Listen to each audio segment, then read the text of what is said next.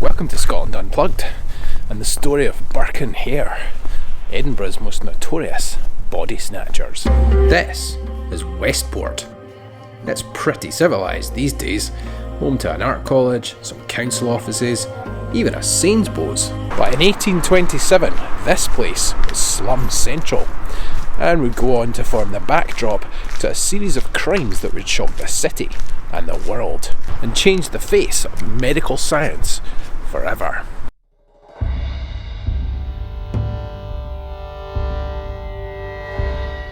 Edinburgh, the Athens of the North. Nothing to do with the architecture though. That was a cynical marketing ploy. Take this half-assed model of the Parthenon for example. It was supposed to be full-sized and turn the top of Calton Hill into the Athenian Acropolis, only they ran out of money. The reason the city styled itself the Athens of the North was the flow of ideas. During the 18th and 19th centuries, Edinburgh was a knowledge hub, a central part of the European Enlightenment. And at the heart of all that was medicine. This is Dr. Robert Knox, a high-flying anatomist with a fan base. His lectures and crucially dissections regularly played to packed-out theatres here at the anatomy school in Surgeons Square. Knox was a rock star with a love of outsized collars and serious eyewear. Bit like Elton John, only less Rocket Man, more watch me cut up this man. Less I'm still standing, more you're still, I'm standing over you with a glint in my freakishly magnified eye and some weapons grade cutlery.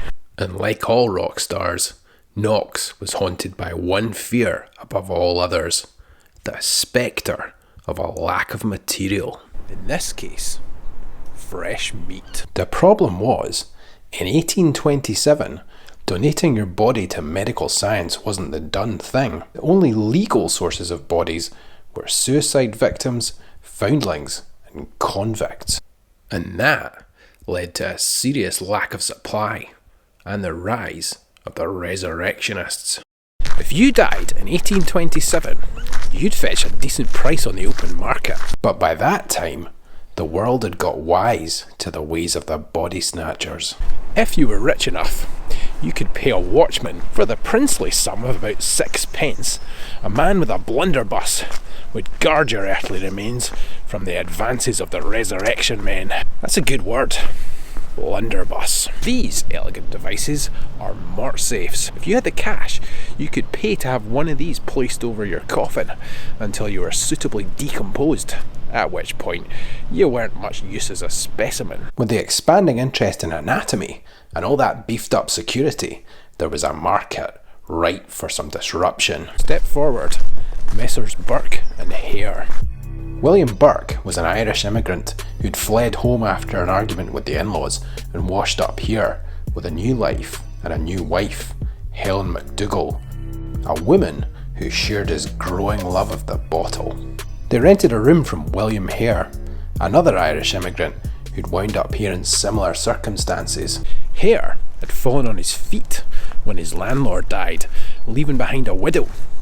Never one to miss an opportunity, Hare promptly married her. The two couples loved nothing better than to booze it up and quickly became firm friends. So, when Hare had a delicate problem that needed dealing with, he naturally turned to his old drinking buddy, Burke, who came up with an interesting marketing solution all of his own. One of Hare's residents had inconveniently died, leaving behind rent arrears in the amount of £4. Burke's solution: steal the body and sell it to an anatomist he'd heard about who was desperate for them. Knox paid them £7 and 10 shillings. That's about £830 or $1,140 in today's money. Historical accounts disagree about what happened next. Some say Hare was concerned that one of his residents had a contagious disease and about the bad PR that would result for his business. What we do know is, at some point, one of them had a eureka moment. Digging up graves was messy and risky. Why not just short-circuit the whole process? The accounts may vary, but the technique was brutally consistent. Burke would lie across the upper body of the victim, and Hare would smother them. A technique that was so successful and caught on so much, it later became known as burking. It left a fresh, mark-free body that, crucially, given the forensics techniques of the day, left no evidence of what had gone on. Knox became the regular customer, and so it went on. Victim after victim after victim. Alcohol was a problem, with Burke and Hare regularly fighting and falling out.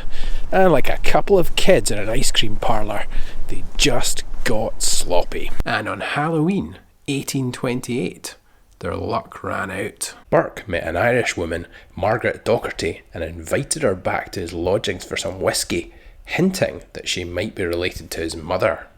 But there were too many other lodgers, too many witnesses, so Burke paid a couple the Greys to make themselves scarce. The drinking went on a bit too long, and when the Greys returned, they found Margaret Docherty hidden in the straw in their bed. They called the police, but Burke and Hare were quick and greedy. By the time the authorities arrived, all that remained was a few blood-stained clothes.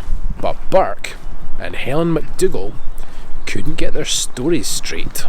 And the following morning, when they turned up at Knox's dissection rooms, mystery solved. Both couples were arrested, but Hare turned king's evidence, confessing everything in exchange for immunity and leaving his partner, quite literally, twisting in the wind. Burke and McDougall could only be tried for one murder due to a lack of evidence, but in 1829, Burke was found guilty. His wife, meanwhile, got off with a verdict of not proven, and, like Mr. and Mrs. Hare, after avoiding an angry mob, was never seen again. On the 28th of January 1829, William Burke was hung here in the Lawn Market, in front of a crowd of about 30,000 people, and then dissected and put on display here in the Anatomy Museum, where he's even been known to star in the odd tweet. Knox was never prosecuted, but this scandal broke him, and he left the city under a cloud, never to return. As a direct consequence of the Westport murders and Burke and Hare's killing spree, and the resulting public outcry, the Anatomy Act of 1832 changed the law on dissection, and did away with the need for reliance on body snatchers, and no doubt accelerated the development of medical science. In these days, the only sign that Burke and Hare were ever in Westport is this lap dancing bar.